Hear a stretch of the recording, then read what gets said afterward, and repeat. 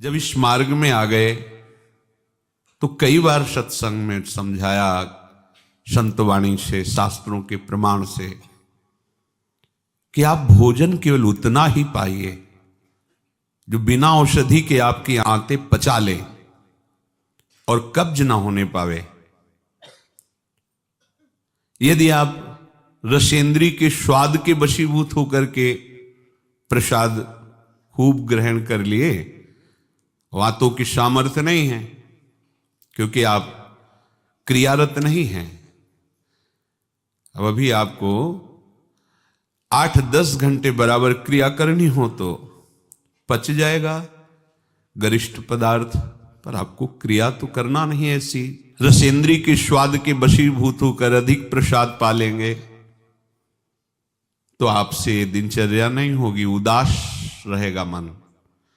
कब्ज होने पर भजन में रुचि नहीं रहती, कब्ज होने पर प्रमाद स्थिति रहती है। इसलिए साधक किसी औषधि से कब्ज निवारण का उपाय नहीं है। ये बहुत सावधानी की जरूरत है। ये बिल्कुल सहज सरल बात आपको बता रहे हैं। यदि कब्ज रहित होना है तो प्रातः काल उठ करके सबसे पहले भगवद स्मरण, गुरुदेव को प्रणाम, वृंदावन को प्रणाम, संतों का स्मरण, फिर पानी को गर्म कीजिए।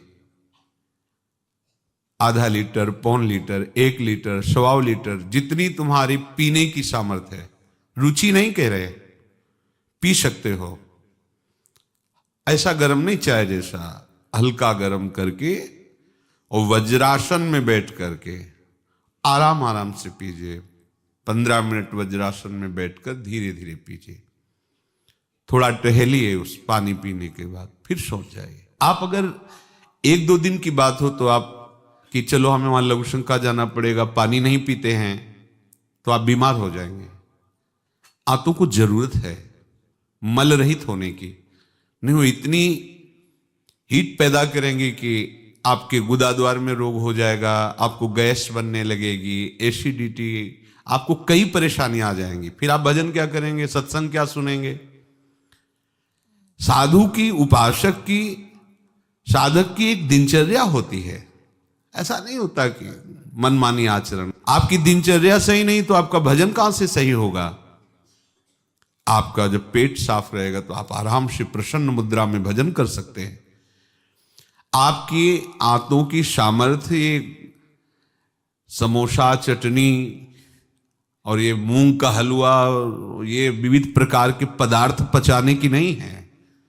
ये उनकी है जो बहुत मेहनत करते हैं, किसान हैं, सेवा कार्यरत हैं। आपको तो बस मूंग की दाल या घिया की सब्जी और 2 रोटी प्राण पोषण के लिए चाहिए।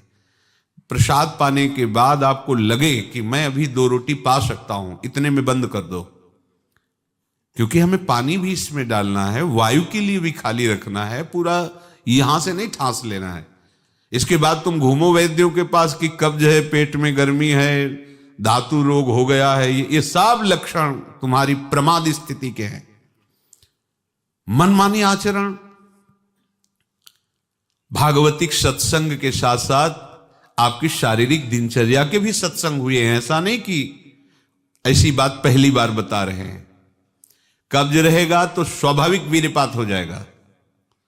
आप गलती के आचरण करेंगे तो नस नाड़ियां इतनी शिथिल हो जाएंगी कि बिना किसी प्रयास के वीर्यपात हो जाएगा। नाना प्रकार की मन की जो वृत्तियां हैं उनको रोकने के लिए पहले हमें थोड़ा शरीर को स्वस्थ रखना है। स्वस्थ रखने का मतलब चर्बी बढ़ाना नहीं है। हल्का भोजन, साधक हो आप, प्रभु के भोग में सब कुछ बन रहा है, वो पा रहे हैं, उनकी महिमा है। हम इतना ले लेते हैं, प्रसाद भी हो गया, अपना जीवन यापन करते हुए भजन कर रहे हैं। कम भोजन, बिल्कुल कम नहीं, पर कम भोजन, ये हमारी आध्यात्मिक शक्ति को बढ़ाता है। अधिक भोजन, सात्विक हो तो भी तमोगुण बन जाता है। दूध सात्विक है, आप थोड़ा लेंगे, सतोगुण प्रकट करेगा, और आप अधिक मात्रा में ले लेंगे, वही सतोगुण बढ़ाने वाला तमोगुण बढ़ा देगा, प्रमाद स्थिति ला देगा। पेट साफ नहीं हुआ और डालते चले जा रहे हो तो क्या होगा? हाथों में वो जलन, ताप ऐसा पैदा होगा कि प्लास्टिक की तरह कड़ा हो जाएगा मल, और वही आपके फिर गुदाद्वार रोग और भी कई तरह के रोग। आप समझते नहीं। अरे भजन करने के लिए हमें जो अध्यात्म में चलना है, हमारी ये शरीर रूपी गाड़ी स्वस्थ होनी चाहिए। प्रारब्धवशात अचानक कोई भयानक रोग आता है, वो हमें प्रभु सामर्थ्य देते हैं, नाम भगवान सामर्थ्य देते हैं, हम जिनका जप कर रहे हैं। लेकिन हम प्रमाद स्थिति में, तुम इनको पदार्थों को अच्छा समझते हो क्या? प्राण पोषण के लिए केवल जरूरत है, और ऐसा मत समझे कि अच्छे पदार्थ खा रहे। काहे को तुम मन की चक्कर में फंस रहे हो? संयम से चलो। पेट नहीं साफ हुआ, भोजन नहीं पाना मत।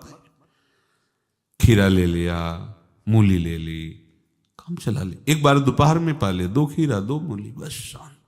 प्राण पोषण के लिए हो गया, अपने आप साफ हो जाएगा। सुबह जब पानी पियोगे एकदम साफ हो जाएगा।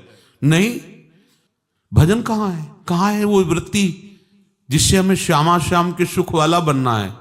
बस यही दुख में घूमते रहो। फिर शाम के बना, दोपहर के बना, सुबह बना, फिर भी तृप्ति नहीं होगी। मान लो मेरी बात, ये माया की चाल है। साधु अपने शरीर पर शासन करता है, इंद्रियों पर शासन करता है। शरीर को जितनी आवश्यकता बस उतना कठोर बनो। इस बात के लिए, अपने लिए कठोर बनो, दूसरे की पवाने के लिए नहीं।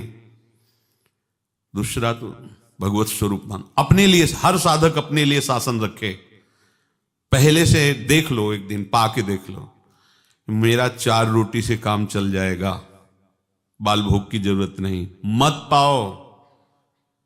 जब आपका पेट साफ नहीं तो बाल भोग रुकेगा नहीं, राजभोग रुकेगा नहीं, क्योंकि बर्बाद ना हो जाए ना, वो शयन भोग रुकेगा नहीं। अब वो फूलता चला जा रहा है, क्रम से मल की परत पे परत जमती चली जा रही। आप इनको समझिए। अभी आप परमार्थ के मार्ग में चले हो, आपको बहुत जरूरी शरीर को हल्का और स्वस्थ रखना, नहीं आपसे भजन नहीं हो पाएगा। ये एक दिन का विषय नहीं कि आप सत्संग में आके बैठ गए हो गया। आपको नित्य सत्संग करना है, आपको नित्य वाणी पाठ करना है, आपको नित्य भजन करना है। आपकी दिनचर्या, आपका खान पान बिल्कुल संयमित होना चाहिए। देखो, यदि आप गंदी बातें करोगे, गंदी हरकतें करोगे, तो विश्व में कोई ऐसा वैद्य नहीं कि आपको ब्रह्मचारी दवा से बना दे। मान लीजिए, हमारी प्रार्थना मान लीजिए।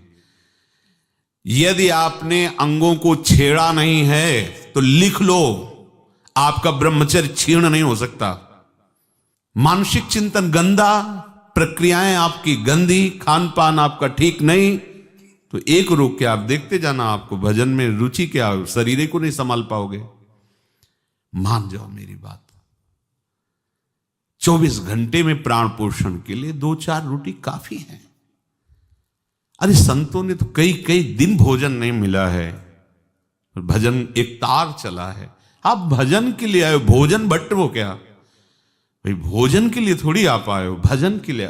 सृष्टि में किसी भी पदार्थ की कमी नहीं, माया रचित है, वो ऐसे बढ़ते चले जाएंगे। अपने को एक सीमा रखनी खान पान की। एक नए साधक को देखा कि भोजन पाने के समय एक रस्सी में गांठ बांधे हुए थे, इधर और इधर, और जब उसी गांठ से गांठ ऐसे फिट करके बांध लिया भोजन पाने के पहले। बस जहां पाए तो रस्सी टाइट, जहां रस्सी टाइट हुई तो बस छोड़ दिया, भोजन में ही छोड़ दिया।